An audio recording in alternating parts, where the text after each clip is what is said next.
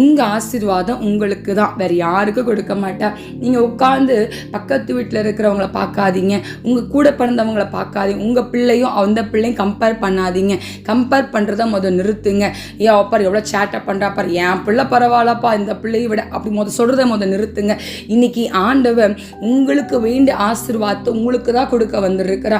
நீங்கள் உட்காந்து மற்றவங்களை பார்த்து இன்னைக்கு நம்ம கீழே விழுந்துட்டு இருக்கிறோம், அது உங்களுக்கு தெரிய மாட்டுது. ஆசீர்வாதத்துக்கு நம்ம தான் தடையாக இருக்கும். நம்ம சொல்லிட்டு இருக்கோம், இனி ஆசீர்வதிக்கவே மாட்டீங்க ஏசப்பா, அவளை ஆசீர்வதிக்கிறீங்க அவனை ஆசீர்வதிக்கிறீங்கன்னு சொல்லி மற்றவங்களை சொல்லி நம்ம புலம்புறோம் தவிர நம்ம மேலே இருக்க குறைகளை நம்ம பார்ப்பது கிடையாது. ஆவியானவர் சொல்லுகிறார், அந்த நாளில் தெளிவுமாய் திட்டமாய் ஆண்டவர் பேசுகிறார். உங்களுக்குள்ள ஆசீர்வாதம் உங்களுக்கு மட்டும்தான், வேற ஒருத்தனுக்கும் கிடையாது. இன்னைக்கு உங்களுக்குள்ள இருக்க குறைகளை நீங்கள் அதை பாருங்க. நீங்கள் மற்றவங்கள பார்க்கறத விட்டுட்டு மற்றவங்கள பார்த்து பேசிட்டு உங்கள் நேரத்தையும் உங்கள் காலத்தையும் ஓட்டாதபடி கர்த்தருடைய சன்னிதானத்தில் உட்காருங்க. கம்பேரிட்டிபிலிட்டி வேண்டவே வேண்டாம். கூட பிறந்த சகோதரர் குறித்து உங்களுக்கு பொறாமை, இந்த பொறாமை நம்மளுக்கு தேவை கிடையாது.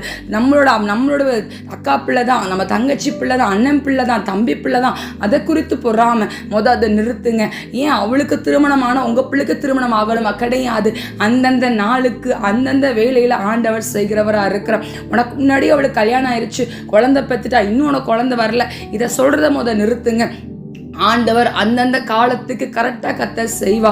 உங்கள் வாழ்க்கையில் ஆண்டவர் உயிர் மீட்சியாய் கர்த்தர் கடந்து வந்திருக்கிறார். உங்கள் குறைகளை ஆண்டு ஒப்பு கொடுத்துட்டு ஆண்டு சன்னிதானத்தில் சொல்லுங்க, எனக்குள்ள ஆசீர்வாதம் எனக்கு தான், வேற ஒருவனுக்கும் கிடையாது.